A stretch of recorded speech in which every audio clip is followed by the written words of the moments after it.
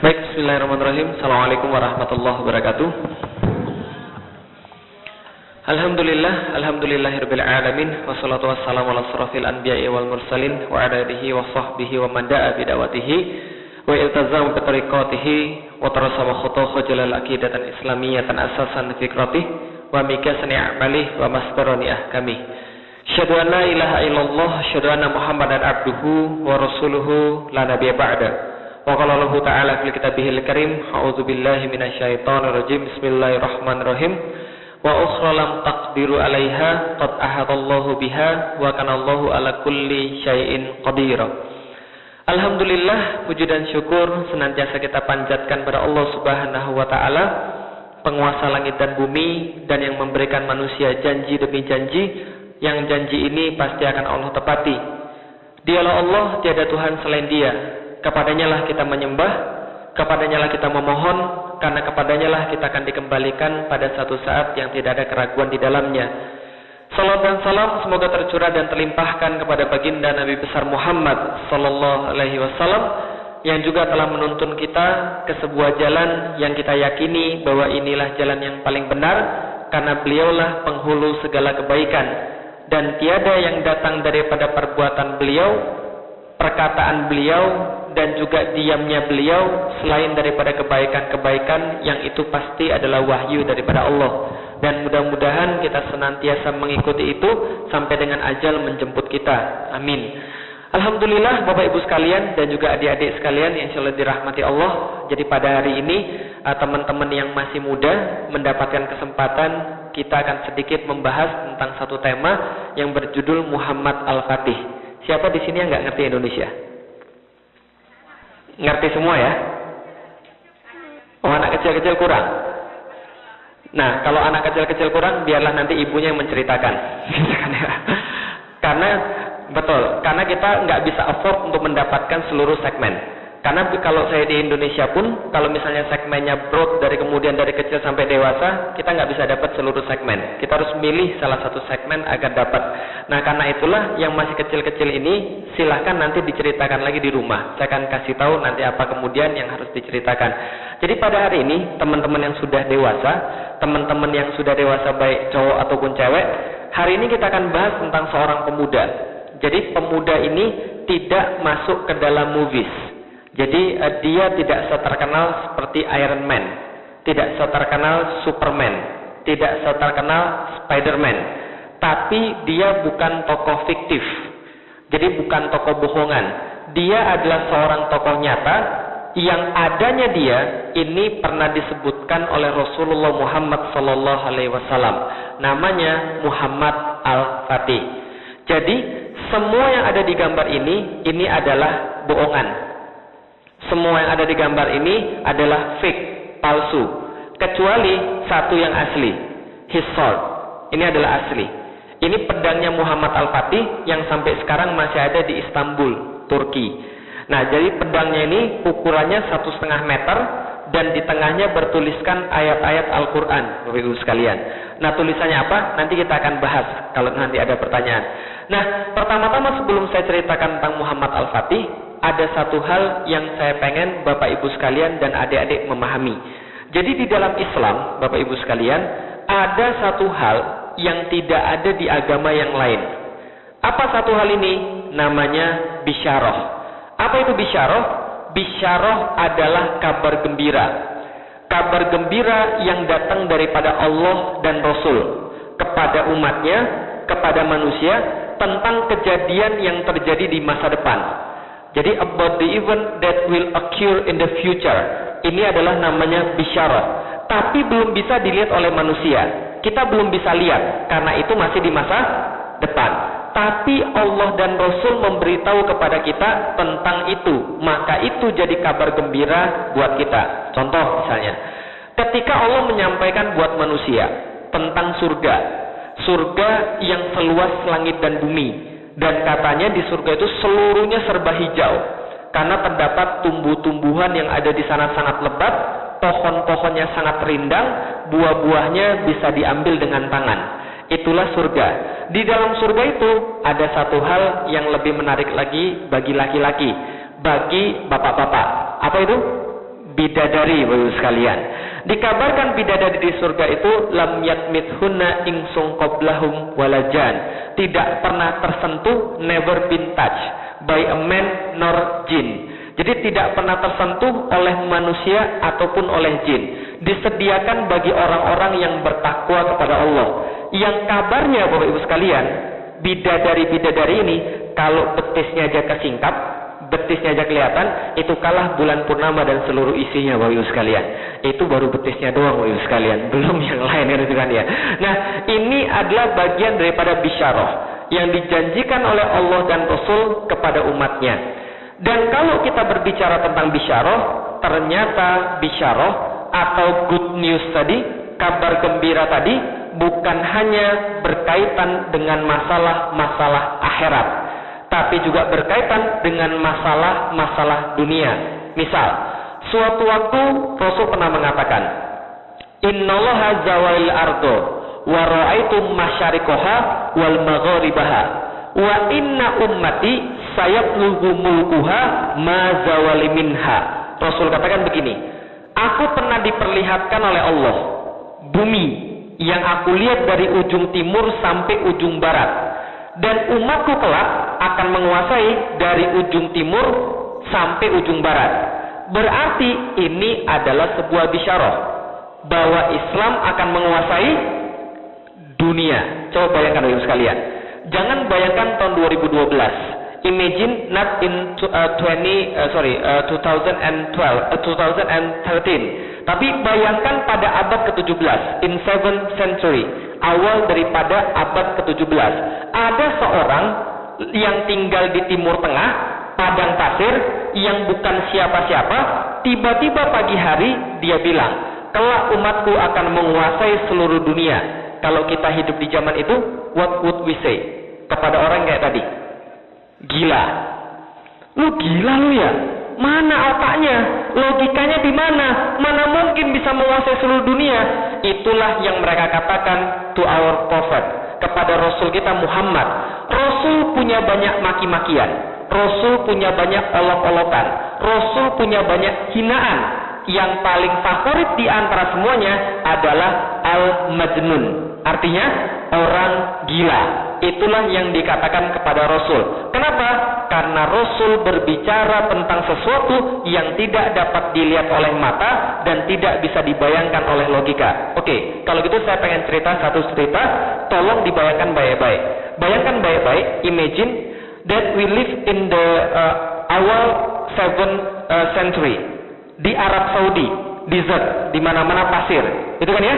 Nah, kita di situ nggak punya mobil karena awal abad ke-7 belum ada mobil, belum ada transportasi, belum ada apapun.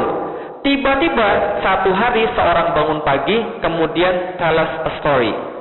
Last night ada malaikat datang ke tempat saya, kemudian membedah dada saya, mengeluarkan jantung saya. Kemudian jantung saya dicuci dengan air zam-zam. Setelah jantung saya dicuci dengan air zam-zam, lalu dikembalikan lagi dalam dada saya. Ditutup seolah-olah tidak terjadi apapun. Kemudian saya dibawa untuk menemui satu binatang yang belum pernah saya lihat sebelumnya. Dia punya sayap panjang dan indah. Binatang itu lebih besar daripada keledai, lebih kecil daripada kuda. Kemudian saya naik ke atas binatang itu dan saya diterbangkan 1 kepak, 2 kepak, 3 kepak. Sampailah saya ke Masjidil Aqsa. Saya sholat 2 rakaat di Masjidil Aqsa.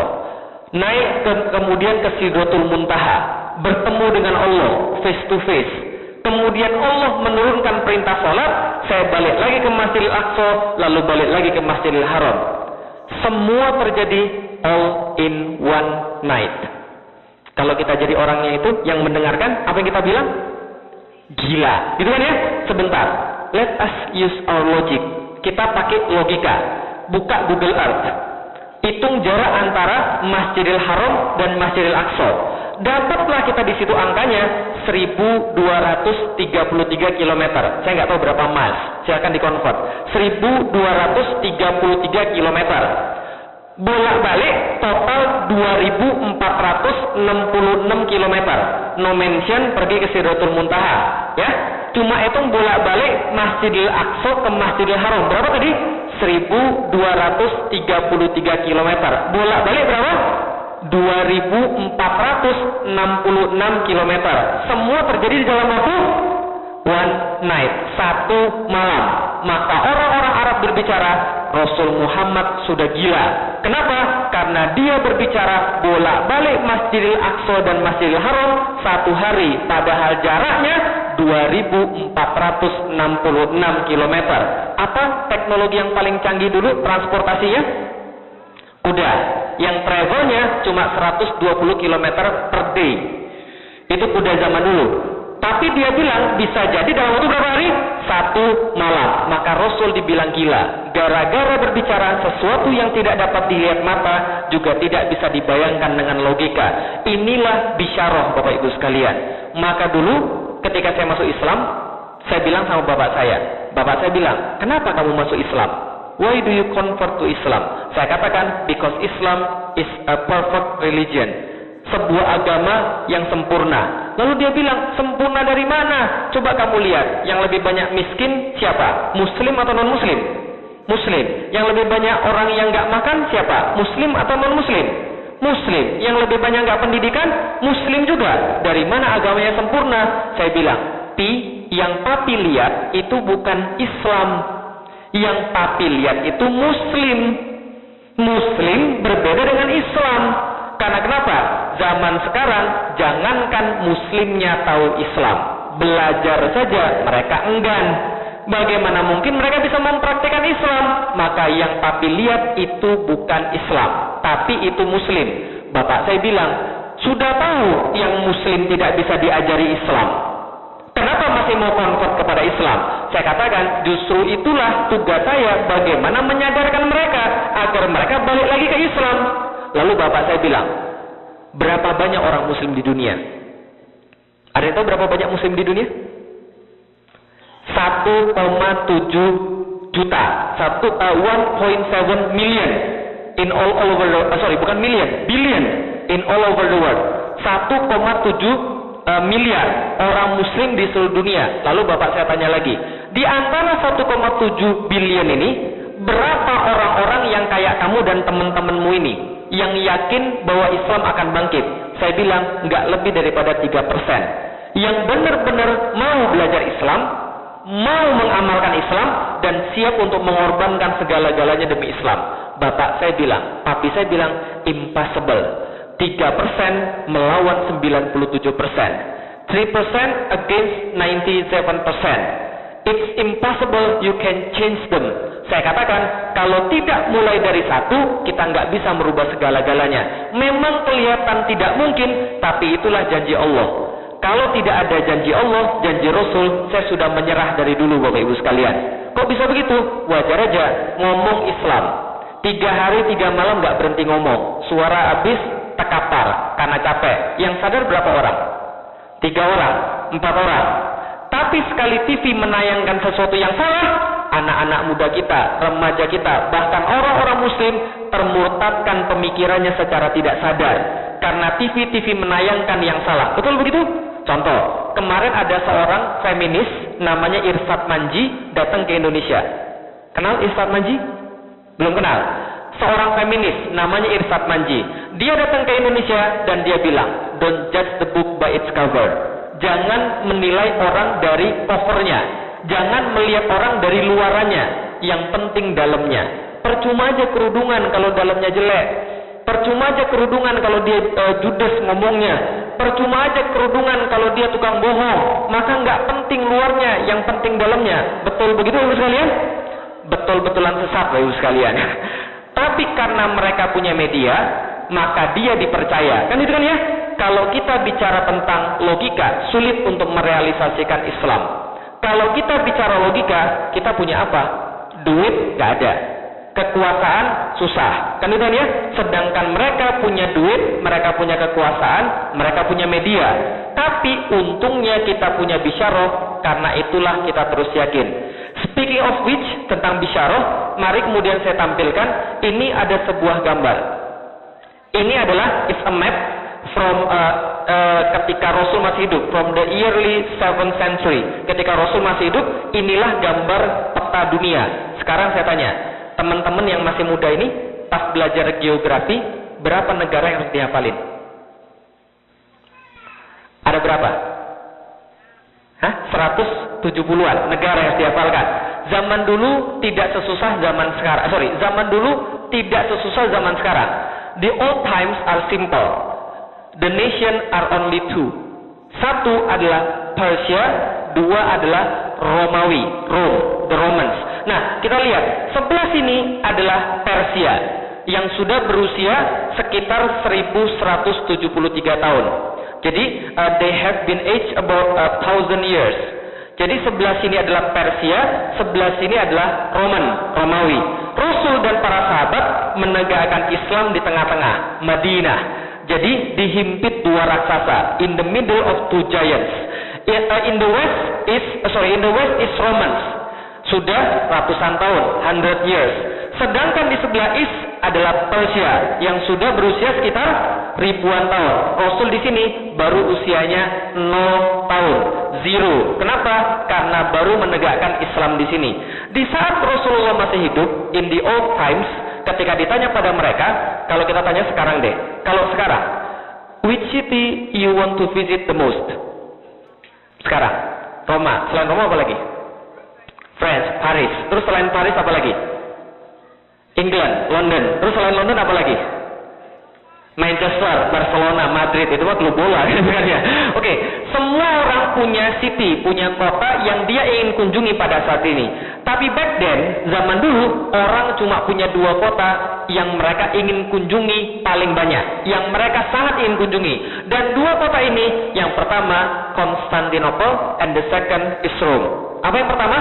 Constantinople, and the second is Rome. Kota Konstantinopel dan kota Roma, dua kota terkuat di dunia, dua kota yang paling sering dikunjungi di dunia, dua kota yang paling indah di dunia, dan dua kota yang paling kuat di dunia, Konstantinopel and Rome. Kenapa Konstantinopel? Sebuah kota yang kabarnya gereja di dalam kota itu lebih banyak daripada jumlah hari dalam setahun. Setiap jalan-jalan diperkeras dengan batu porfiri dan batu marmer.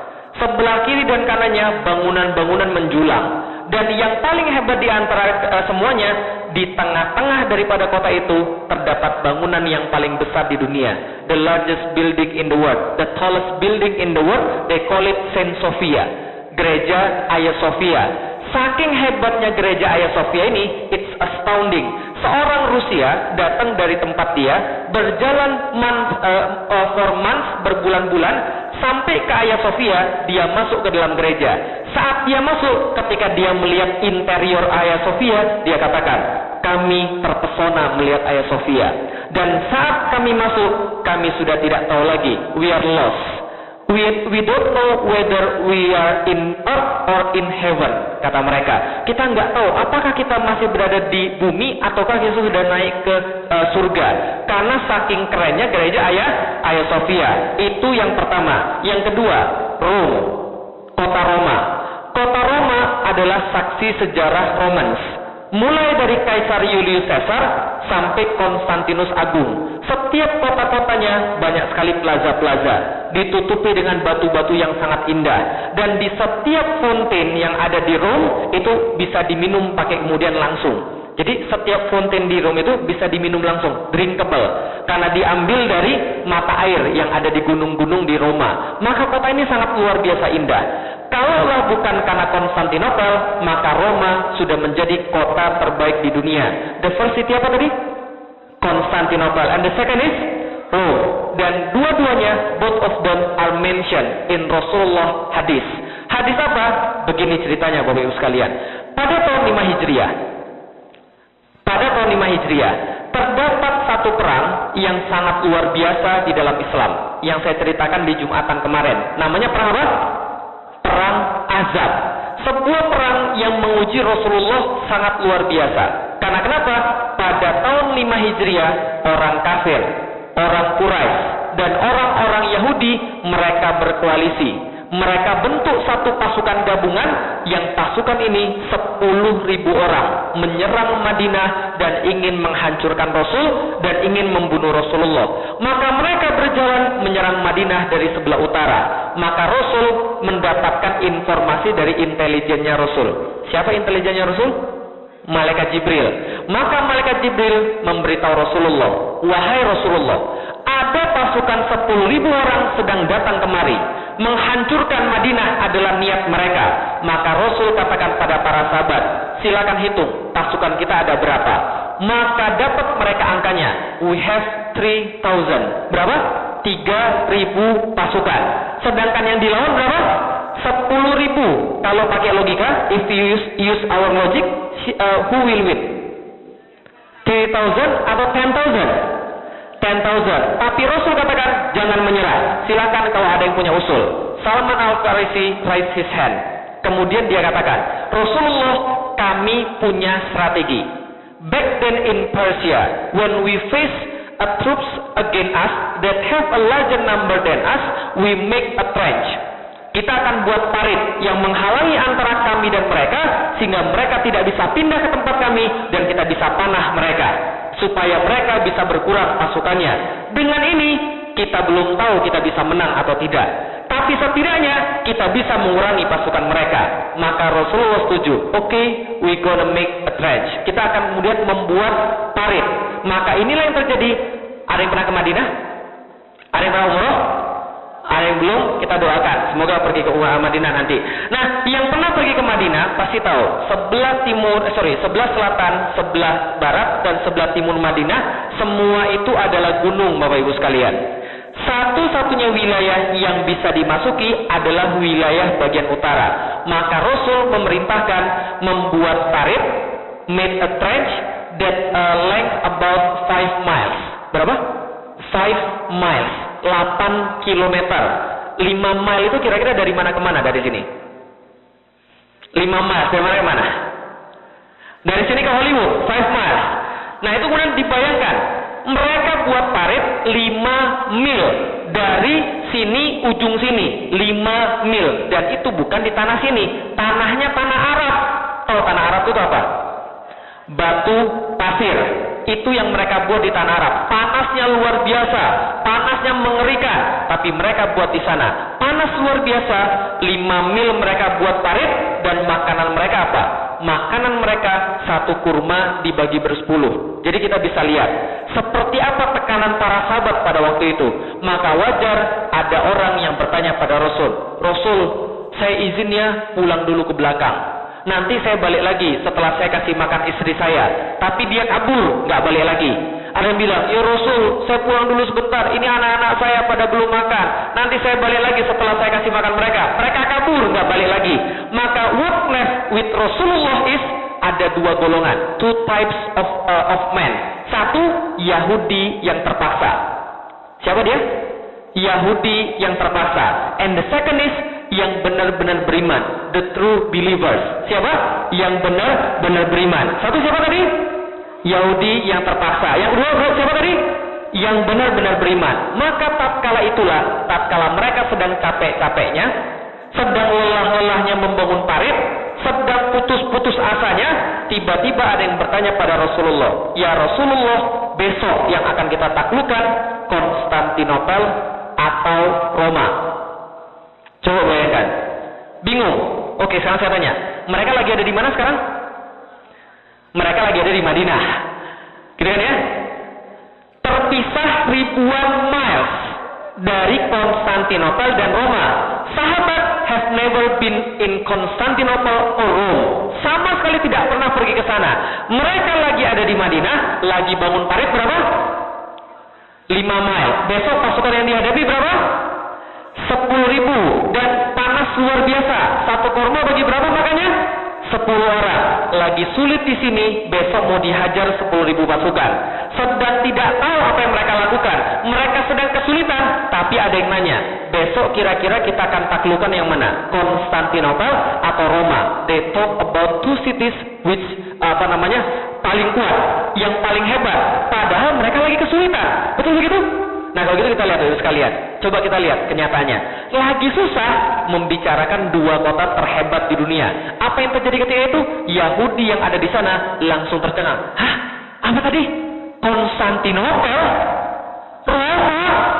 Muslim is getting crazy. Because of the heat, gitu kan ya. Karena panas kemudian mereka, karena kurang makan mereka. Muslim sudah gila. Kita besok sudah mau mati, dihajar 10.000 orang. Mereka berbicara, which city conquered first? Konstantinopel or Rome? Mereka sudah gila. Rasul mendengarkan olok-olokan Yahudi. Rasul mendengarkan mock from Yahudi, from the Jews. Maka Rasul berbicara menjawab pada mereka dan menjawab pada orang-orang Yahudi. Kotanya Heraklius akan dikuasai duluan. Kotanya Heraklius, the city of Heraklius will be conquered first. Kota Heraklius akan dikuasai duluan. Coba kita lihat Bapak Ibu sekalian. Rasul bilang nggak begini. Udah deh, jangan mikirin yang depan, jangan mikirin yang jauh-jauh deh. Sekarang aja kita belum menang. Sekarang aja kita susah. Apa yang Rasul katakan? Tidak. Konstantinopel akan dikuasai duluan. Berarti yang mana dia akan dikuasai duluan? Konstantinopel baru Roma. Oh sorry, saya punya versi tulisan bahasa Inggris di sini. Siapa tahu bisa membantu dikit. Sebentar. Sabar ya. Allah sayang orang sabar. Ini Inggrisnya Inggris survival mode. Gitu kan ya. Sebentar. Nah, ini adalah kemudian janji Rasulullah kepada kemudian para sahabat. Jadi ketika Rasulullah ditanya, which city will be conquered first? Constantinople or Rome? Then Rasulullah replied, Heraclius first. The city of Heraclius first or Constantinople? Maka pada saat itu para sahabat bergembira. Tapi apa kata Yahudi? Wajar aja muslimnya gila, bosnya juga gila. Ini kata orang Yahudi. Kenapa? Karena mereka menuduh Rasul gila gara-gara berbicara tentang Konstantinopel in the time of war, in the time of sangat-sangat sulit kan itu kan ya. Ketika itu Rasulullah malah menjanjikan tentang kota Konstantinopel. Ceritanya selesai peperangan ini. Peperangan ini dimenangkan oleh kaum muslimin, perang Ahzab. Yang mustahil dimenangkan ternyata dimenangkan. Cerita selengkapnya silahkan baca di surat Al-Ahzab dari surat 1 sampai terakhir. Itu kemudian ceritanya. Setelah menang perang, Rasulullah mengeluarkan hadis yang lebih horor lagi. Verily, Constantinople shall be conquered. Akan kalian taklukkan Konstantinopel. What a wonderful leader will the leader be. Ketika itu pemimpinnya adalah pemimpin yang terbaik. Fala ni'mal amiruha, fala ni'mal jaisu zalikal jais. Dan sebaik-baik pasukan adalah pasukannya. Verily you shall conquer Constantinople. What a wonderful leader will the leader be, and what a wonderful army will the army be. Inilah kemudian yang Rasul janjikan. Berarti ini Rasul sedang praise pada seorang pemuda, pada seorang laki-laki yang telah akan menaklukkan Konstantinopel sebagai pemuda yang terbaik, the best leader, the best man, the best army yang ada di situ. Kira-kira kalau kita ada di sana, mau nggak kita jadi orang yang dimaksud Rasulullah? Mau nggak kira-kira? Semua pasti mau. Nah makanya ketika Rasul sudah wafat, ada yang berusaha menaklukkan Konstantinopel. Namanya Abu Ayyub Al-Ansari. At that time he was 80 years old. Berapa? 80 years old. Kenal sekarang ada kakek-kakek atau nenek-nenek 80 tahun? Kenal? Ngapain kira-kira sekarang? Duduk di kursi roda, hidup enggan, mati tak mau. Kan itu kan ya?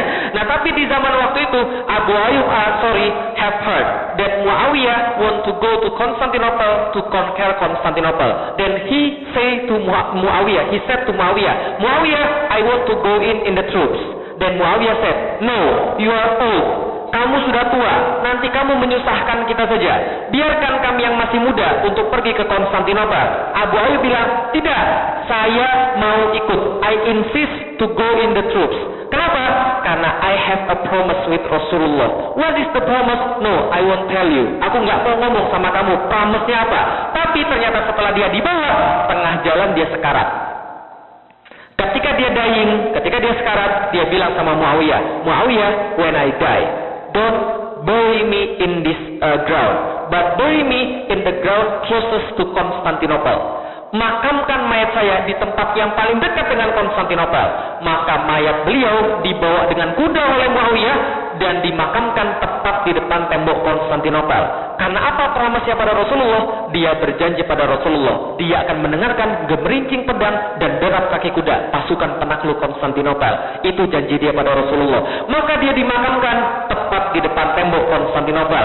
Berikutnya, Maslama bin Abdul Malik bawa 180.000 pasukan. Tidak bisa menaklukkan Konstantinopel juga. Harun al-Rasyid yang sangat kaya tidak bisa menaklukkan Konstantinopel juga. Bayezid pertama dan Murad kedua, keduanya adalah a good fighter, a good pemimpin di dalam perang. Tidak bisa juga menaklukkan Konstantinopel. Kenapa? This is Konstantinopel. Where is this? Where is this? Konstantinopel. Oke, tapi petanya di mana? Turki, betul. Ini kalau tahu Turki. Ini Selat Bosphorus Straits. Ini Sea of Marmara. This is what the difference about Asia and Europe. Jadi yang membedakan whatever Asia and Europe is the Bosphorus Straits. That difference them. In the west is Europe. In the east of Bosphorus Straits is Asia. Maka ini adalah kemudian pemisah antara Asia dan Eropa. Konstantinopel terletak tepat di sini. Napoleon berkata, Konstantinopel, what a wonderful city you are. Karena kenapa? Napoleon benar berkata, kalau dunia ini ibarat sebuah negara, maka ibu kota yang paling pantas adalah Konstantinopel. Saking kerennya kota Konstantinopel. Konstantinopel, the shape of a triangle. Bentuknya seperti segitiga. Utaranya adalah laut, ini adalah Golden Horn, ini adalah selat tanduk, Bay, Golden Horn Bay. Nah, sebelahnya adalah selat Bosphorus tadi, Bosphorus Strait, dan di bawahnya adalah laut. Jadi bentuknya kayak segitiga. Mereka ini dikelilingi oleh laut, except wilayah bagian barat, west, yang ditutupi oleh unbreachable wall selama 1000 years. Unbreachable, nggak pernah bisa untuk dibolongi. Inilah kemudian Konstantinopel. Siapa menaklukkan Konstantinopel? Ini orangnya, namanya Muhammad the Second atau Muhammad As-Sani yang kita kenal nanti dengan nama Muhammad Al-Fatih, Muhammad the Conqueror. Kalau kita lihat gambarnya ini, kira-kira umurnya berapa? Kira-kira umurnya berapa? 60 salah, 60 salah, 40 salah, 70 salah, 30 salah, 30 salah. Umurnya, his age when he conquered Constantinople is 21. 21 years old. 21 years old when he conquered Constantinople. Can you imagine what we do in 21? Tapi dia menaklukkan Konstantinopel. Oke, kalau gitu, kenapa dia punya jenggot? Karena dia orang Turki, Bapak sekalian. Karena itu dia punya jenggot. Kalau orang Cina nggak punya, jadi jangan banyak tanya. Ustaz, kenapa Ustaz nggak punya jenggot? Kadang-kadang ada orang nanya begitu. Saya bilang, sabar. Ustaz kan harusnya kan ikut sunnah Nabi. Nabi kan berjenggot. Kenapa Ustaz nggak berjenggot? Saya bilang, tenang.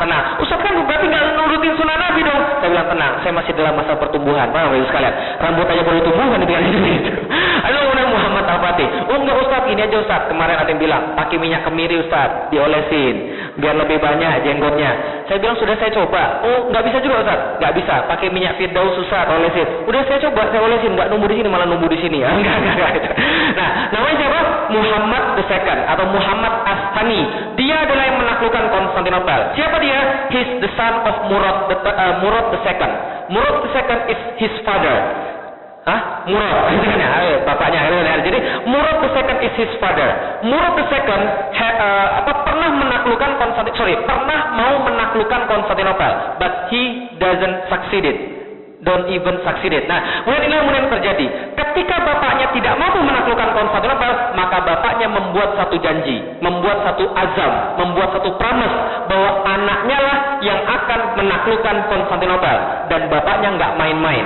Bapaknya serius. Apa yang dilakukan oleh bapaknya? Bapaknya menyuruh guru-guru terbaik agar mengajarkan pada anaknya. Yang pertama namanya Syekh Ahmad Al-Qurani. Sesuai dengan namanya, kita bisa lihat bahwa dia tugasnya mengajarkan Al-Quran. Dari kecil, from the early life, maka Muhammad Al-Fatih has been oleh Syekh Ahmad Al-Qurani Al-Quran. Dan dalam umur 8 tahun, dia menghafalkan Al-Quran. Berapa umurnya? 8 tahun dia menghafalkan Al-Quran. Jadi ingat Bapak Ibu sekalian, anak itu jadi apa? Itu karena bapak ibunya, bukan karena guru, bukan karena ustadz, bukan karena yang lain. 8 tahun menghafalkan Al-Quran. Yang lebih penting lagi adalah Syekh Syamsuddin yang tidak hanya mengajarkan ilmu agama, tapi mengajarkan ilmu mental. Karena ini sangat penting sekali. Bagaimana Syamsuddin mengajarkan ilmu mental? Ini paling penting Bapak Ibu sekalian, ingat baik-baik. Syamsuddin mengajarkan ilmu mental kepada Muhammad Al-Fatih dengan menceritakan sejarah, bedtime story. It's very urgent, it's very important, bedtime story. Maka yang setiap hari diceritakan pada Muhammad Al-Fatih adalah kisah-kisah kepahlawanan, heroic story about Rasulullah Muhammad SAW and his companions. Diceritakan pada kemudian Muhammad Al-Fatih setiap hari bagaimana Rasul berperang, bagaimana taktik Rasul, bagaimana strategi Rasul, bagaimana akhlak Rasul. Semua diceritakan pada Muhammad Al-Fatih sehingga kepalanya penuh dengan kisah-kisah kesatria dan kisah-kisah kepahlawanan. Suatu hari Syamsuddin membawa Muhammad Al-Fatih melihat Konstantinopel dari kejauhan. Kemudian berkata pada Muhammad Al-Fatih, "Do you see the city?" "Yes, Konstantinopel. The city that we will be conquered." Oke, kata gurunya. Selain itu apa lagi? Muhammad Al-Fatih menjawab, kota yang akan kita taklukkan. Selain itu apa lagi? Kota yang akan kita taklukkan. Tidak, katanya Syamsuddin. Ketahuilah, kota itu sudah pernah didatangi oleh bapakmu. Tapi dia tidak bisa menaklukkan Konstantinopel. Kota itu sudah didatangi oleh kakekmu dan dia tidak bisa menaklukkan Konstantinopel. Kota itu sudah pernah didatangi oleh buyutmu dan dia tidak bisa menaklukkan Konstantinopel. Anak-anakmu nanti akan datang ke kota yang sama dan mereka tidak bisa menaklukkan Konstantinopel. Cucu-cucumu akan datang ke sana dan mereka tidak bisa menaklukkan Konstantinopel. Siapa yang bisa? Karena menurut saya, orang yang menaklukkan Konstantinopel dan yang menjadi pemimpin terbaik ada di depan mata saya. Engkaulah Muhammad, sang penakluk Konstantinopel. Mulai dari saat itu, dia menambah satu keyakinan dalam kepala dia. Saya adalah Muhammad, penakluk Konstantinopel. Itu yang kemudian dia yakini. Dan ini penting Bapak sekalian. Coba kita lihat, kenapa cerita-cerita herois sangat berpengaruh pada kita. Coba kita lihat Bapak sekalian. Kalau kita zaman dulu di Indonesia, yang diceritain pada kita, apa ceritanya? Apa ceritanya? Kancil mencuri timun. Wajar, gedenya jadi koruptor. Karena cerita kancil mencuri timun. Pernah dengar cerita tentang orang ngintip bidadari mandi? Terus kemudian maling selendangnya? Gitu kan ya? Kemudian bidadari nggak bisa terbang. Dia nikah sama bidadari. Akhirnya dalam pikirannya apa? Oh, maling nikah sama bidadari. It's a good thing. Kan itu kan ya? Bagus kalau begitu kan ya? Nah ini kemudian yang kita dengar. Masalahnya adalah orang-orang banyak cerita tentang yang salah. Contoh lagi, kancil versus kura-kura. Tanding lari. Siapa yang menang? Kura-kura. Muncul dari situ. Alon-alon asal kelakon. Slow but sure. Dan itu kan ya? Masalahnya orang Indonesia ingatannya terbatas. Ingatnya lambat doang. Selamatnya enggak. Kan itu kan ya? Makanya enggak jadi yang bagus Bapak sekalian. Coba kita lihat sekarang. Anak-anak ini ada yang hobi nonton SpongeBob? Ada yang hobi nonton SpongeBob? SpongeBob SquarePants? Ada yang hobi? Saya kasih tahu Bapak sekalian, ada sebuah penelitian yang nonton SpongeBob SquarePants satu episode otaknya turun 14%. Berapa? Decrease 14%. Otaknya turun. Kenapa? Karena tayangan-tayangan tidak mendidik. Gitu kan ya? Itu baru SpongeBob SquarePants. Belum kemudian film porno. Lebih parah lagi. Dan sekarang itu terjadi pada anak-anak kita semua. Kita biasa nonton-nonton yang salah. Kita nggak pernah kasih tahu mereka tentang kisah Rasulullah. Kita nggak pernah kasih tahu mereka tentang kisah-kisah kepahlawanan. There is a research in British, kira-kira tahun 1900 di England, di London, ada seorang anak kindergarten dibagi dua kelasnya. Kelas yang satu dan kelas yang lain. Diadakan sebuah penelitian. Diceritakan tentang kisah yang paling terkenal di Inggris. Tahu kisah apa yang paling terkenal di Inggris? Knight versus Dragon, kan ya? Dari satria melawan naga untuk menyelamatkan princess, tuan putri. Ternyata diceritakan pada satu kelas, pas kelas tengah diceritakan, ini kesatrianya yang melawan naga. Tapi ketika dia sudah melawan dengan sepenuh hati, tangannya patah, kemudian pedangnya patah, dia mundur ke belakang. Dia nggak mau lagi melawan melawan naga. Dia dia kemudian desersi, mundur, takut. Nah, satu lagi diceritakan, pedangnya patah, tangannya patah, kakinya patah, tapi dia berusaha sampai dia berhasil membunuh naga dan pulang bawa princess. Kira-kira apa yang terjadi kemudian? 20 tahun kemudian, 20 years later, yang diceritain yang kesatrianya kabur, itu orangnya jadi nggak punya rasa keberanian, nggak punya rasa ingin mencoba, curiosity, nggak tough, kan ya. Sedangkan yang diceritakan yang sampai berusaha sampai membunuh naga, orangnya tough, tidak mudah menyerah, dia selalu kreatif. Itu bedanya, karena cerita bedtime story. Jadi itu penting banget itu, hati-hati, harus sering diceritakan. Maka ibu dan bapaknya juga harus tahu kisah Rasul, harus tahu kisah sahabat, harus tahu kisah orang-orang hebat di dalam Islam. Lah bagaimana anaknya bisa tahu, padahal mereka nggak bisa kemudian menceritakan. Bisa dipahami maksudnya bagus sekalian? Oke, kita balik lagi pada Muhammad Al-Fatih. Maka Muhammad Al-Fatih yakin, oke, Constantinople will be conquered in my hands, di tangan saya. Maka sejak itu dia berusaha memantaskan diri untuk menaklukkan Konstantinopel. Apa yang dia lakukan? Ini yang dia lakukan. Dari semenjak kemudian dia sudah meyakini itu, dia master 8 bahasa. Ketika berumur 16 tahun.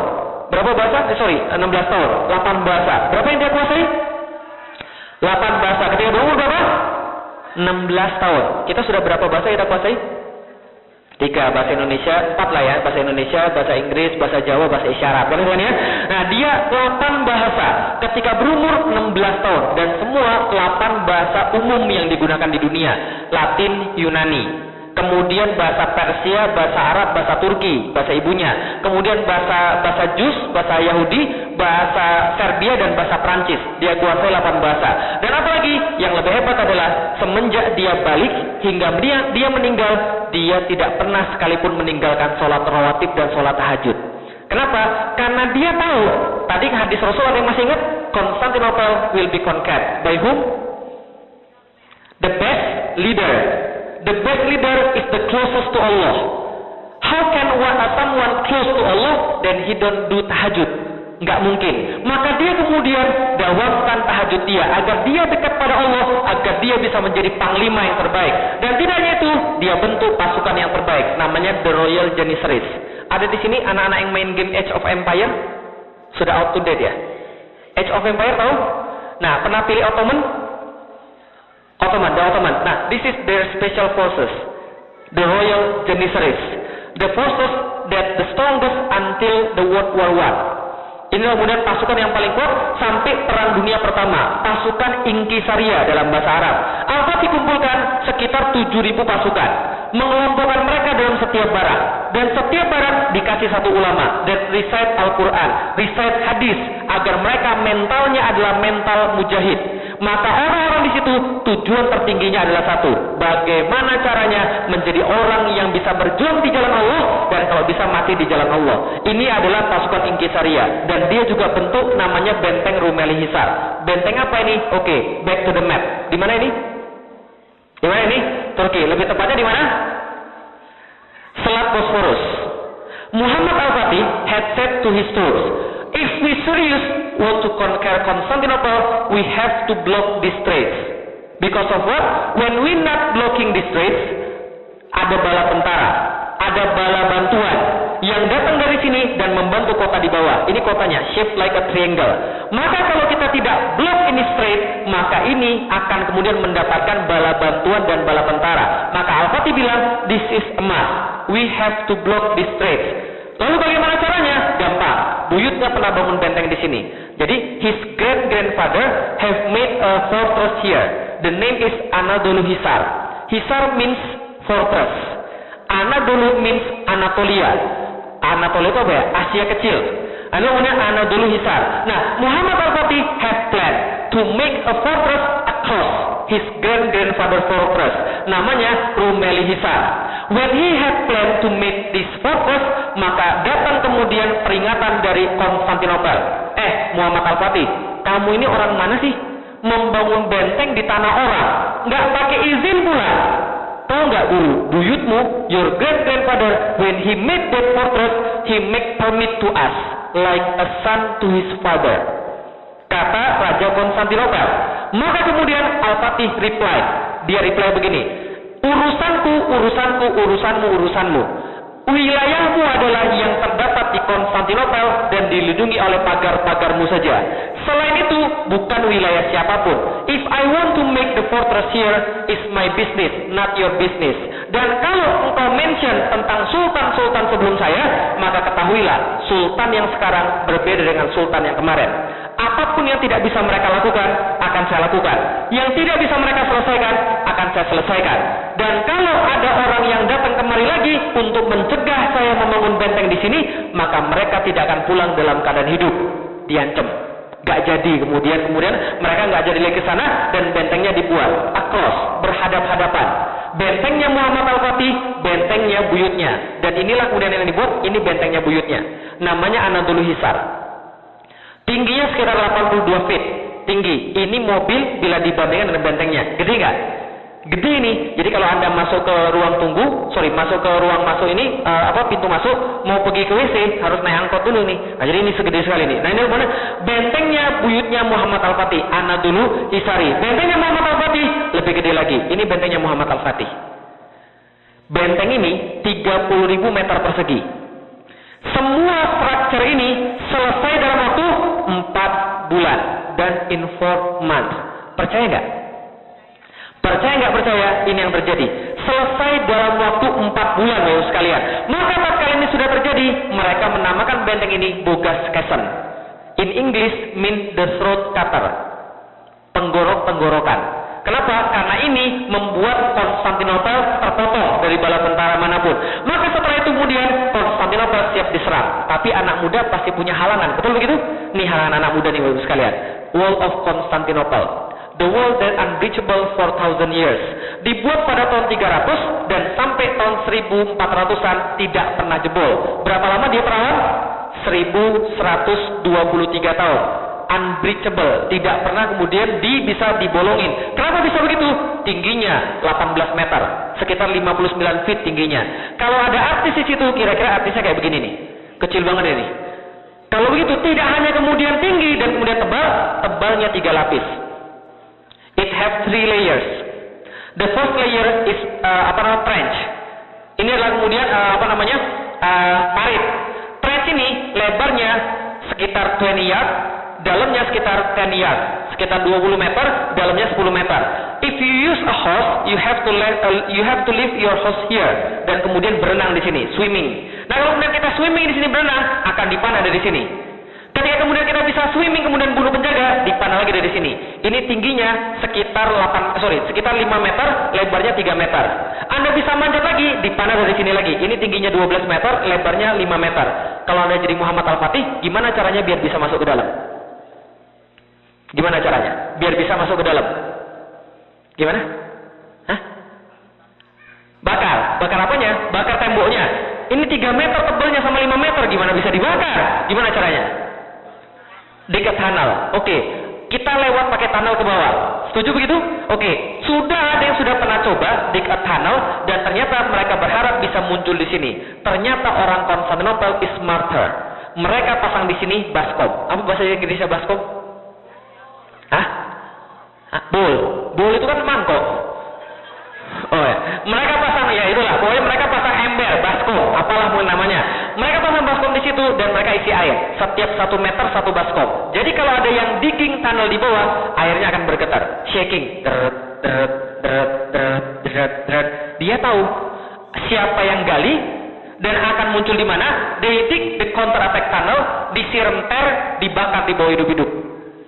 Not a good idea. Ada ide yang lain? Ada ide yang lain? Gimana lagi kira-kira? Terbang, belum ada pesawat Bapak Ibu sekalian. Terus gimana lagi kira-kira? Kita sogo aja penjaga pintunya. Emang Indonesia Bapak Ibu sekalian? Gak bisa Bapak Ibu sekalian. Nah, Muhammad Al-Fatih tahu, if he use the old ways, maka dia tidak akan pernah bisa menembus Konstantinopel. Maka dia berkata, kita harus punya cara baru. Tapi bagaimana caranya? Dia nggak tahu. Yang dia tahu, dia bertawakal pada Allah. Wa ma yattaqillah yaj'allahu makhrajan. Siapa yang yakin pada Allah, Allah akan kasih jalan keluar. Maka betul, pucuk dicinta, ulam tiba. Bahasa Inggrisnya apa tuh? Nggak ada kan ya? Pucuk dicinta, ulam tiba. Suatu hari ada seorang seniman senjata datang ke negeri Konstantinopel. datang ke negeri Konstantinopel, dia menawarkan rancangan senjata buat Kaisar Konstantinopel karena satu akidah. Maka dia bilang, bos, gue punya senjata nih bos, mau bikin nggak bos? Kaisar melihat lalu bilang, bagus juga senjata lo, berapa bikinnya? Bikinnya segini, materialnya ini, kalau mau kita bikin sekarang juga. Sorry pak, kita pengen banget bikin senjata Anda, tapi kita lagi tidak punya duit. Kita nggak punya uang. Kamu tunggu aja di sini. Nanti kalau kami sudah punya uang, kami bikin senjata Anda. Tadi pembuat senjata si Orban nunggu di situ selama 1 tahun dan dia nggak dapat kemudian ingin membuat senjatanya. Kaisar belum bikin juga. Akhirnya dia pergi ke tempat orang yang punya duit. Dia pergi ke tempat Muhammad Al-Fatih. Kemudian dia bilang yang sama, bos, gue punya senjata nih bos, mau bikin nggak senjatanya? Muhammad Al-Fatih langsung bisa begini, can you make a weapon that can throw a projectile as big as this? Pakai tangannya, can you make a weapon that can throw a projectile as big as this? Pakai tangannya. Kemudian Orban menjadi curiga dan dia bertanya, apakah engkau berniat ingin menghancurkan tembok Konstantinopel? Karena Orban berpikir, if there is a weapon that can throw a projectile as big as his hand, maka tembok Konstantinopel will be useless. Maka kemudian Al-Fatih menjawab, kalau iya, kenapa? Orban menjawab, kalau iya, kebetulan. Bapak sekalian, saya sudah tinggal di sana 1 tahun. Saya tahu setiap sudut-sudut tembok dan kita bisa menembus tembok Konstantinopel. Maka dibuatlah senjata Orban dan ini adalah rancangan senjatanya. Namanya the first super gun, the Basilica Cannon. Inilah kemudian senjatanya. Kalibernya 0,7 meter. Berapa feet itu? 0,7 meter berapa feet? Sekitar 2,5 feet. Itu kemudian lingkarnya itu sekitar 2,5 feet. Beratnya 18,2 ton. Panjangnya 5,2 meter. Jarak tembaknya 1,6 km. Dan sekali muntah 680 kg. Kebayang nggak Bapak sekalian? Dan sampai sekarang senjatanya masih ada. Masih ada di mana? Di Museum Fort Nelson, Portsmouth, Inggris. Loh kok bisa ada di Inggris? Karena ada orang-orang di Inggris, ratunya minta agar ini dikasih ke sana. Karena dia menganggap this is a cannon that influence the history. Maka kemudian dia minta sana. Nah sebesar apa ini kemudian meriamnya? Kalau ada artis, kira-kira artisnya kayak begini. Nah ini Bapak sekalian. Kok ada artis terus sih? Itu pesan sponsor Bapak sekalian. Nah setelah kemudian terjadi mereka buat seperti ini, mereka tes. 2 meter nyungsep di bawah tanah dan dentumannya terdengar 10 km. Maka apa dikatakan? Bagus. Sekarang tolong buatkan saya ukuran yang 2 kali lipat. Ini gimana caranya? Pokoknya terserah, kan kamu seniman senjatanya. In 1 year, Orban made for Muhammad Al-Fatih 69 cannon, 69 meriam. Yang rata-rata gedenya kayak begini. Satu 5,2 meter, satu 8,4 meter, and the other is average about 3 to 4 meters. Inilah kemudian panjangnya 69 meriam dan semua diberangkatkan pada 6 April 1453. 6 April 1453 Al-Fatih menyerang Konstantinopel dan Konstantinopel the shape of triangle, bentuknya seperti segitiga, atasnya laut, sebelah sini laut, sebelah sini laut, dan ini adalah tembok 3 lapis yang tadi kita lihat. Tembok 3 lapis tadi bukan 100-200 meter, tapi temboknya 7,5 kilometer. 5 miles. Kebayang nggak maksudnya? Jadi 5 miles ini, if you standing here, you see to the right, to the left, then you see until the end of your side, semua tembok. Lihat ke sebelah right, until the end of your side, semua tembok. Itulah Konstantinopel sekalian. Maka Muhammad Al-Fatih menyerang dengan 3 cara. Dia serang lewat 3 cara. Sebelah barat, dia serang lewat tembok Konstantinopel. Sebelah selatan, dia berusaha menyerang lewat Laut Marmara. Dan dari sebelah timur, dia berusaha masuk ke dalam Golden Horn Bay. Dan apa yang dia lakukan? Dia kerahkan 400 kapal untuk menembus Konstantinopel dari sebelah lautan. Dan itu jumlah yang lumayan banyak pada saat itu. Dari sebelah timur, dia kerahkan beberapa kapal-kapal kecil untuk menembus Konstantinopel. Dan dari kemudian sebelah barat, total 250.000 pasukan berjalan dari Adrianopel menuju Konstantinopel dalam jangka waktu 2 bulan dan sampai di depan Konstantinopel pada tanggal 5 April 1453. Berapa? 5 April 1453. Maka tatkala mereka kemudian berjalan, mereka cerita, when we walk in the daylight, maka matahari tidak bisa sampai ke dalam kaki kami karena tertutup oleh tombak-tombak kami yang ribuan. Dan ketika malam hari, maka kami tidak bisa melihat bumi karena tertutup oleh kemah-kemah kami. Itu kata pasukan mereka. Setelah mereka sampai ke depan Konstantinopel, orang Konstantinopel giliran menceritakan, we see the Muslims.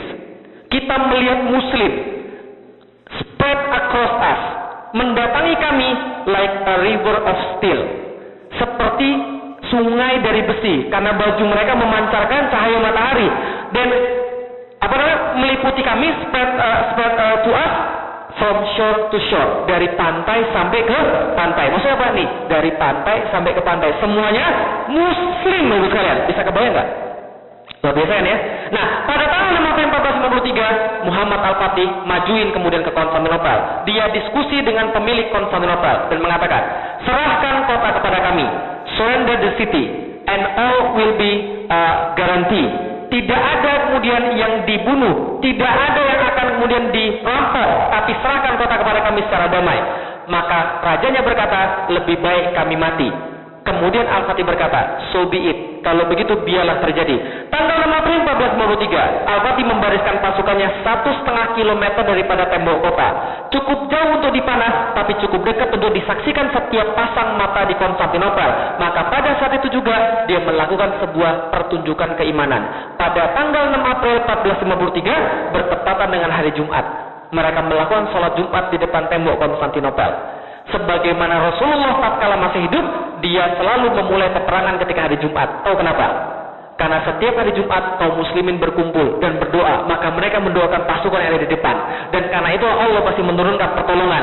6 April pasukan kemudian menyerang lewat 3 arah. Yang menang siapa Bapak sekalian? Muhammad Al-Fatih atau Konstantinopel? Muhammad Al-Fatih atau Konstantinopel yang menang? Konstantinopel, betul. Konstantinopel menang total. Apa yang terjadi? Pasukan Muhammad Al-Fatih kalah total. 400 kapal hancur dengan hanya 27 kapal.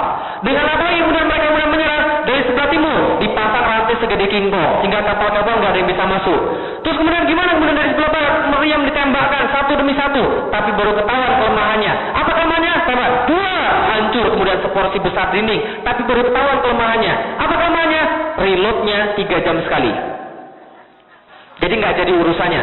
Tembak 2 hancur semen, tembak hancur semen, tembak hancur semen. Urusannya nggak selesai. Tembak hancur repair, tembak hancur repair lagi. Nggak selesai masalahnya.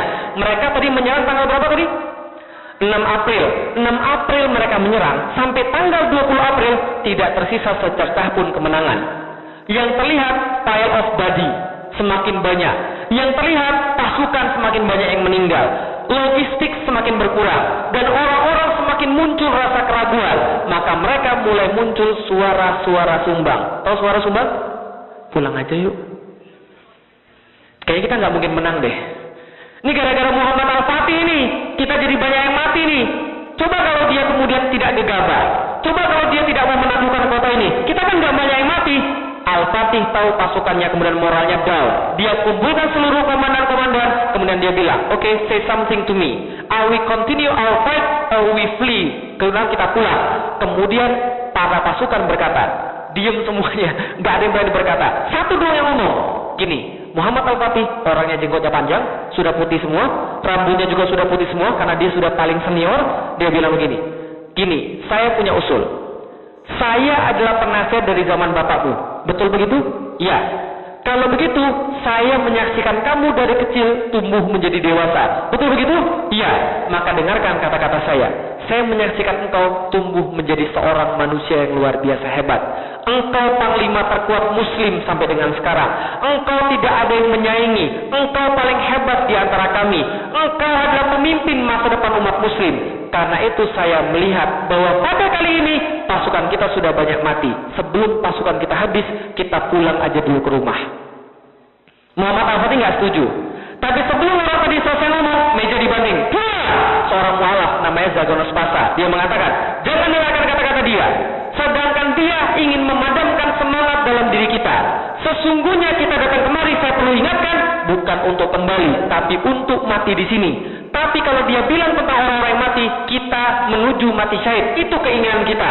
Maka kalau dia berbicara tentang kemudian penaklukan, saya beritahu, Alexander the Great datang ke negeri timur, membawa setengah jumlah pasukan daripada jumlah pasukan kita, dan dia menaklukkan sebagian besar daripada dunia timur. Kita bawa pasukan 2 kali lipat, twice as much.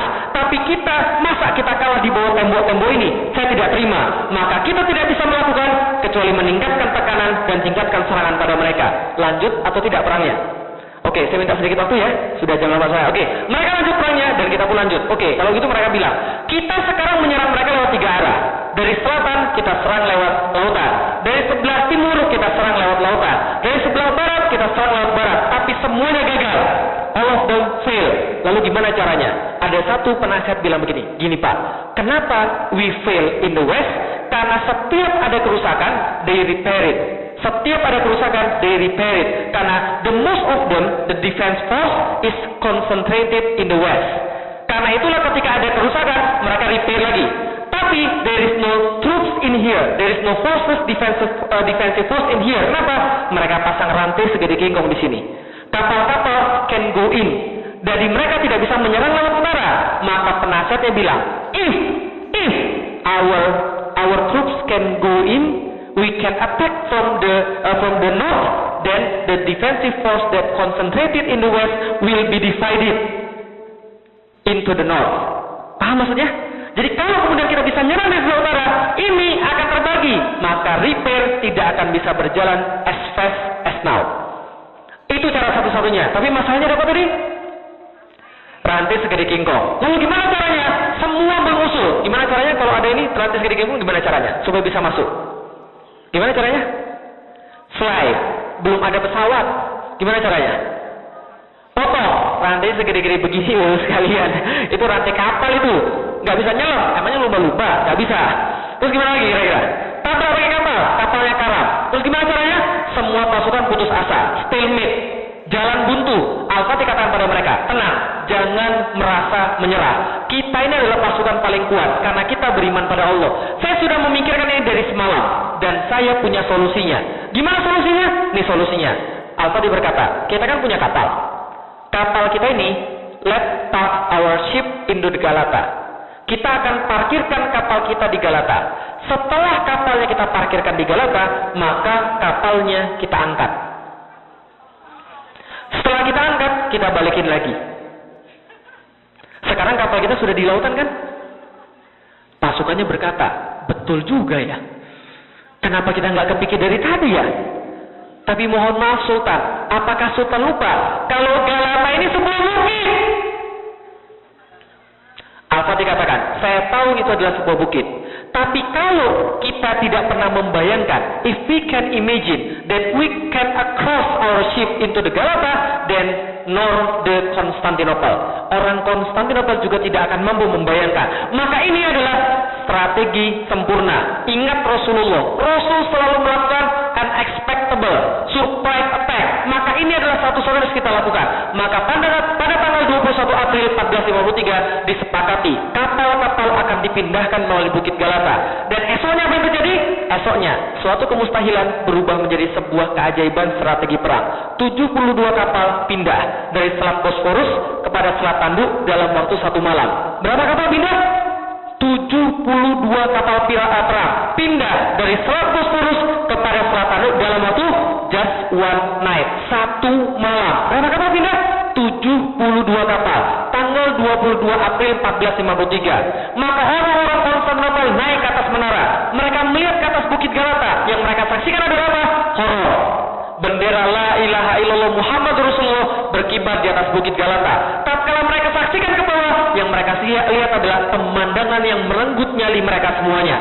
Kapal-kapal perang satu persatu berbaris menuruni wilayah mereka. Yang mereka anggap wilayah paling aman berubah menjadi wilayah paling berbahaya bagi mereka. Maka mereka katakan Konstantinopel is over. Konstantinopel sudah selesai. Kenapa? Muhammad Al-Fatih orang gila. Dia membawa kapal-kapalnya melalui ombak-ombak dan menjadikan bukit-bukit sebagai pengganti daripada ombak-ombak. Maka saat itu pula peperangan dilanjutkan sampai pada tanggal 27 Mei 1453. Mereka mulai tanggal berapa? 6 April. Sekarang tanggal berapa? 27 Mei 1453, hampir 2 bulan mereka berperang. Al-Fatih kerahkan seluruh inovasi perang, seluruh kreativitas perang, seluruh taktik perang, dan akhirnya dia berhasil membuat a big hole that cannot be repaired, yang tidak bisa diperbaiki lagi. Maka pada tanggal 27 Al-Fatih katakan, hentikan seluruh peperangan, stop all the war. Hentikan seluruh peperangan. Kenapa? 2 hari daripada sekarang, 2 days from now on, we gonna do serangan yang terakhir, the last attack. Kalau kita menang, maka kita kuasai Konstantinopel. Kalau kita kalah, biarlah mayat-mayat kita terkubur di sini. Maka pada tanggal 28, semua pasukan wajib berpuasa. Seluruh pasukan wajib berpuasa supaya minta pada Allah agar penaklukan kita dimudahkan oleh Allah. Maka pada tanggal 28, seluruh pasukan berpuasa. Ulama-ulama membacakan ayat-ayat Al-Quran. Ulama-ulama mengingatkan tentang kemuliaan hadis penaklukan Konstantinopel. Seluruhnya membaca ayat Al-Quran, mengingatkan diri dan menyucikan diri. Pada tanggal 29, jam 1 dini hari, Al-Fatih mengumpulkan seluruh pasukan ba'da tahajud, kemudian berkhutbah pada mereka dengan sebuah khutbah yang terakhir, with the last speech yang kita kenal sampai dengan sekarang. Inilah kemudian khutbah Muhammad Al-Fatih pada seluruh pasukannya.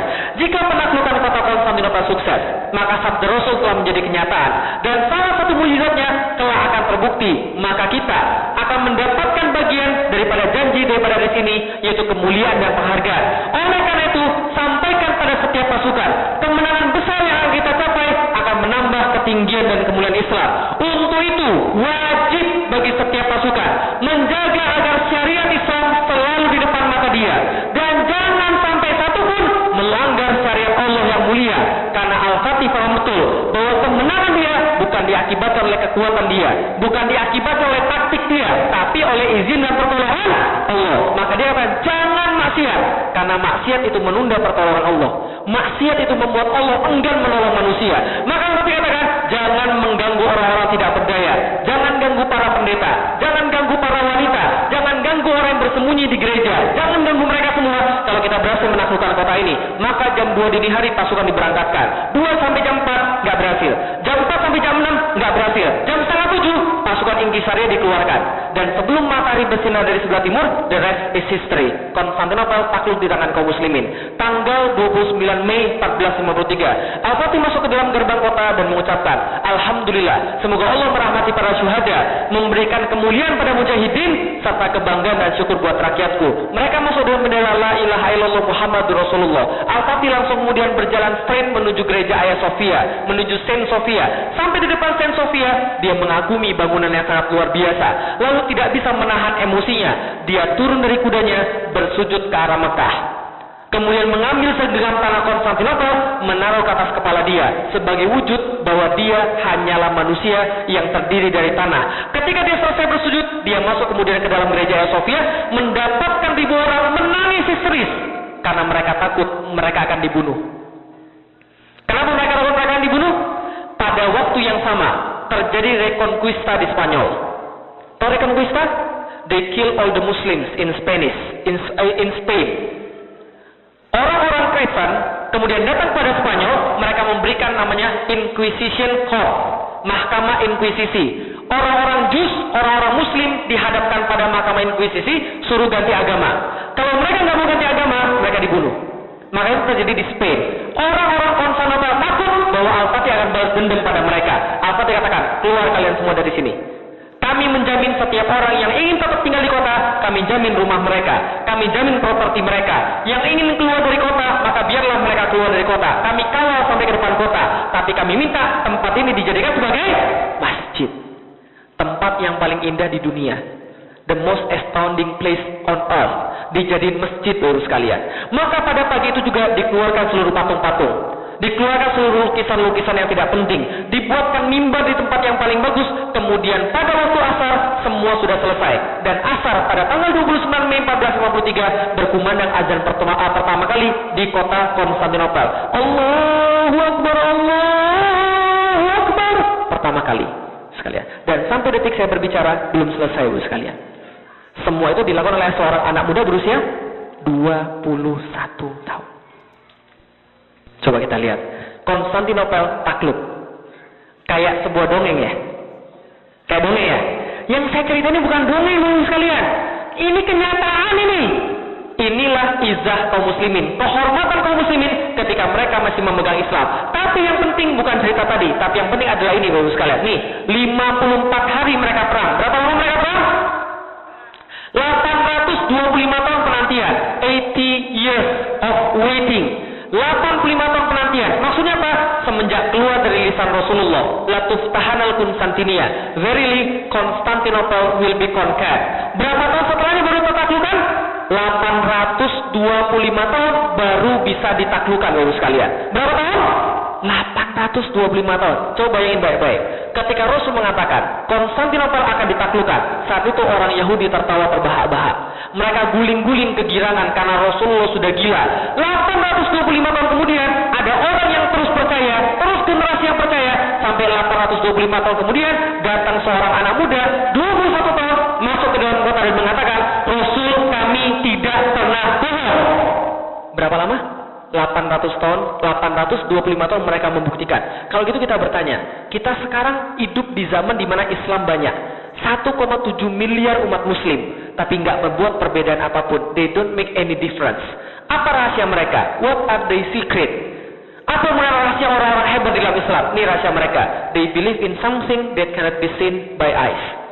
Mereka percaya pada sesuatu yang tidak dapat dilihat oleh mata. Masalah kita, penyakit kita adalah kita menilai segala sesuatu dengan mata. Betul begitu? Ini nggak mungkin. Nggak mungkin. Itulah kerjanya orang Yahudi, melihat cuma dengan mata. Kalau Islam tidak, dia percaya pada Rasulullah, walaupun tidak bisa dilihat oleh mata. Contoh, kenal sama Sumayyah? Do you know Sumayyah? Siapa Sumayyah? Bukan Firaun. Siapa Sumayyah? Sumayyah is the mother of Amr bin Yasir. His mother is Sumayyah and his husband named Yasir. Yasir and Sumayyah have a son named Amr bin Yasir. Amr bin Yasir go in Islam first. Then dia dakwah pada orang tuanya hingga orang tuanya masuk Islam. Tatkala orang tuanya masuk Islam, Sumayyah and Yasir is a slave. Budak siapa? Umayyah bin Khalaf namanya. Tatkala Umayyah bin Khalaf found out bahwa Yasir dan Sumayyah convert to Islam, maka mereka kemudian ditarik di tengah lapangan dan mereka disiksa. They have been tortured. Amr bin Yasir is tied, diikat menyaksikan dua orang tuanya disiksa di depan mata dia. Yasir disiksa dengan cara apa? They tied him to a horse in right hand and they tied him to a horse in left hand, and the horse is jalan di tempat yang berbeda, maka terbelah ke tengah-tengah. Ibunya Sumayyah disiksa terlebih dahulu dengan cara apa? Dicambuk sampai berdarah-darah.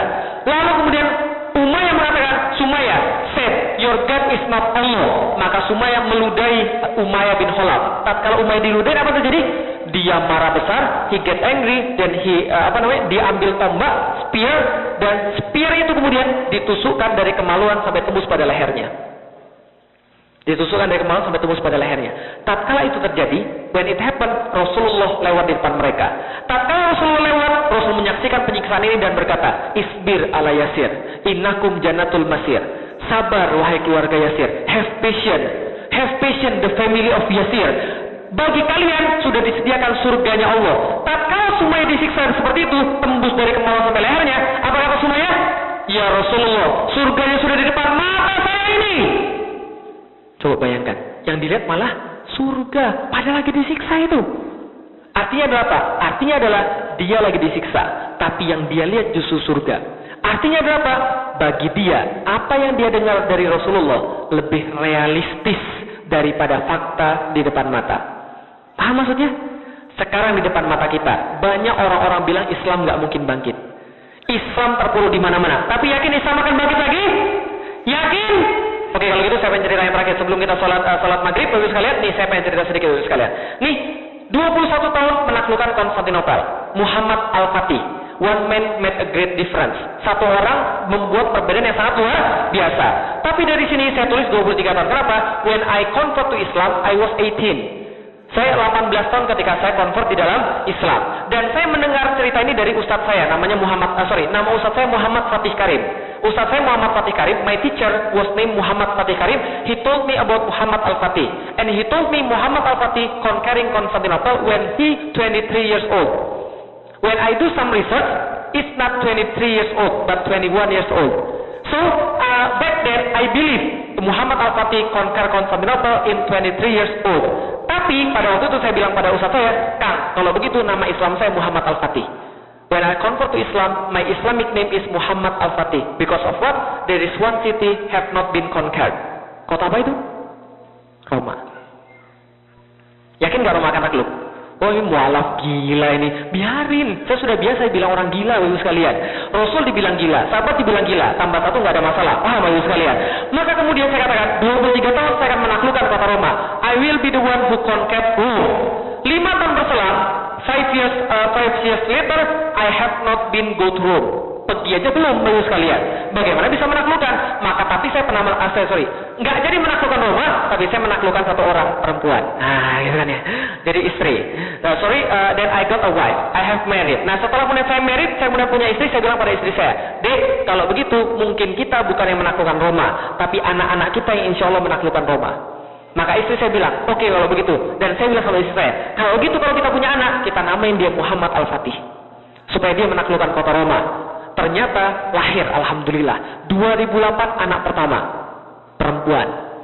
Dokter, kan ya. Saya nggak bisa namain dia Muhammad Al-Fatih. Kita kasih nama yang lain. 2010, alhamdulillah, Hasan, anak laki-laki. Saya dapat anak laki-laki. Saya mau kasih dia nama. I want to name him Muhammad Al-Fatih. After Muhammad Al-Fatih who conquer Constantinople. Ternyata di masa itu, all of my friends have son. They name it Muhammad Al-Fatih. Because they have read about Muhammad Al-Fatih. I tell them the story about Muhammad Al-Fatih. All my friends have their son named Muhammad Al-Fatih. Dan macam-macam. Ustadz saya namanya Muhammad Fatih Karim. Tahu anaknya nama siapa? Nama anaknya Muhammad Fatih Alif. Saya tanya, lah kenapa Muhammad Fatih Alif? Dia bilang, Alif itu adalah yang pertama. Berarti dia duluan, yang lain belakangan. Ketika saya mau kasih nama Muhammad Al-Fatih, saya nggak jadi. Akhirnya saya kasih nama, saya bilang, Dek, nama anak kita yang lain saja. Jangan Muhammad Al-Fatih lagi. Kita harus kasih yang berbeda di antara yang lain. Akhirnya saya kasih nama anak saya siapa? Saya kasih nama anak saya Sifar Muhammad Al-Fatih 1453. Sifar means cipher, 0, Muhammad Al-Fatih 1453. Ada angkanya? Yes, ada angkanya. Masuk akte kelahiran? Masuk akte kelahiran, Ibu sekalian. Serius. Saya bawa ke catatan sipil. Pak, ini maksudnya apa, Pak? 1453. Apa ini tulisannya panjang? 1453? Bukan, 1453. Tulis, Pak. Wah, Pak, saya 15 tahun, Pak, kerja di sini, Pak. Belum ada, Pak, yang kayak begini, Pak. Makanya buatlah sekarang juga. Waduh, Pak, ini susah, Pak. Gimana kalau ujian nasional? Jangan mikir ujian nasional. Wirosa bilang aja boleh 212. Kenapa anak saya nggak boleh 1453? Akhirnya anak saya dikasih 1453. Kenapa? Bukan untuk gengsi, bukan untuk apa. Saya punya anak ketiga juga namanya Gozi Muhammad Al-Fatih 1453. Bukan untuk gengsi, bukan untuk apa. Perhatiin baik-baik sekalian. Tahu nggak? Alasan terbesar saya kenapa saya menulis buku. The biggest motivation why I write the books, karena saya nggak tahu sampai kapan saya bisa mendidik anak saya. Saya nggak tahu sampai kapan saya bisa mengajari anak saya. Dan saya nggak tahu sampai kapan Allah mengizinkan satu bersama anak saya. Tapi selama Allah mengizinkan satu bersama anak saya akan tulis satu hal yang ketika bapaknya sudah kemudian duluan daripada dia bisa tahu siapa bapaknya dari tulisan bapaknya. Halo sekalian, saya mau dia tahu siapa bapaknya, dan saya mau dia tahu bahwa dia tahu apa yang kemudian menjadi misi daripada bapaknya, penaklukan kota Roma. Dan saya nggak main-main. Kenapa? Karena Rasul nggak pernah main-main dalam kata-kata dia. Rasul bilang Roma akan takluk, dan itu pasti terjadi. Paham Bapak sekalian? One man made a great difference. Satu orang buat perbedaan yang sangat luar biasa. Kenapa? Karena ditanamkan pada dia keyakinan terhadap Rasulullah, dan akhirnya dia memantaskan diri untuk jadi yang terbaik di dalam Islam. Pertanyaan berikutnya, what have we do to our son, to our daughter? Sudahkah kita kemudian menceritakan pada mereka kisah-kisah seperti ini? Rasul pasti benar bahwa kemudian mereka punya misi kemudian sesuatu. Dan itulah kemudian saya menulis buku Muhammad Al-Fatih 1453. Kenapa? Tatkala bapaknya sudah mati and good people die young. Saya nggak berharap saya nggak menjamin saya orang baik, good people, tapi saya berharap bahwa saya jadi orang baik. Dan karena itulah, karena good people die young, ketika bapaknya meninggal satu saat nanti, ibunya nggak usah kasih tahu siapa kemudian 1453. Anaknya nggak usah cari tahu 1453 dari orang. Cukup buka internet, ketik 1453, dan dia akan dapat pada satu masa di mana orang tahu seluruh dunia, Rasul nggak main-main. Rasul pasti benar. Rome will be conquered. Yakin? Yakin? Ada dua tipe orang ketika di parit. Masih ingat siapa? Dua tipe orang ketika di parit, pas gali parit. Satu siapa? Yahudi yang terpaksa. And the second is the true believer. Oke, ketika dikabarkan janji Rasul, yang beriman, yang yakin. Yang Yahudi tertawa-tawa. Bapak Ibu mau jadi yang mana? Yang yakin atau tertawa-tawa? Yakin? Benar? Takbir? Takbir itu tangannya ke atas. Takbir? One man made a great difference. Dan apa yang terjadi pada Muhammad Al-Fatih akhirnya? Yang terjadi pada Muhammad Al-Fatih adalah dia mati dalam keadaan muda. Dia meninggal umur 49 tahun. Jadi saya nggak berharap mati lama. Karena kenapa? Good people die young. Orang baik itu masih muda ya sekalian. Dia meninggal umur 49 tahun. Tahu kenapa matinya? Saya ceritain buat yang terakhir kali. Benar-benar terakhir kali. 2 menit aja. Saya cerita terakhir kali. Bagaimana kemudian beliau meninggal? Beliau meninggal sedang menyiapkan a vast army. Bigger than the conqueror of Constantinople.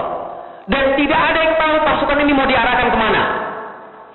Tapi dia lagi menyiapkan a vast army yang jauh lebih besar. Tapi nggak ada yang tahu mau diarahkan kemana.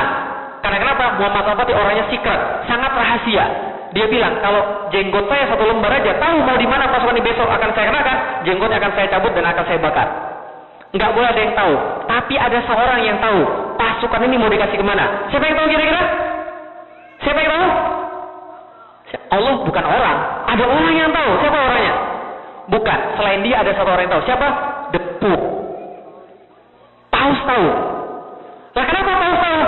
Kemana lagi kalau bukan ke Roma? Maka Paus pada saat itu namanya Paus Sixtus. Paus Sixtus mengerahkan seluruh kemudian pasukannya flee from Vatican City to Avignon. Tahu Avignon? City that located southeast of Paris. Maka kemudian itu adalah kota peristirahatan kedua setelah Vatikan. Tatkala dia mau pergi, ternyata dia dapat surat. Suratnya bunyinya sederhana, La Grande Aquila è morta. Elang perkasa itu sudah mati. Ternyata dia meninggal di tengah jalan, diracun oleh dokter dari Venezia. Kenapa? Karena dokter Venezia orang Kristen. Dia mati diracun dan kemudian dia meninggal sebagai orang yang menuju ke kota Roma. Pertanyaan berikutnya, Muhammad Al-Fatih meninggal, alhamdulillah atau innalillah? Alhamdulillah atau innalillah? Innalillahi, satu orang meninggal dan dia orang hebat, tapi alhamdulillah berarti Roma bukan milik dia. Apa maksudnya? Allah kasih pada kita orang-orang kita. Roma pasti akan takluk. Yakin? Benar? Takbir? Terima kasih, ini bisa saya ceritakan. Mohon maaf kalau Inggrisnya terbatas. Mudah-mudahan ibu bisa meneruskan pada anak-anaknya. Ini adalah kemudian semangat yang dimiliki oleh seorang muslim. Assalamualaikum warahmatullahi wabarakatuh.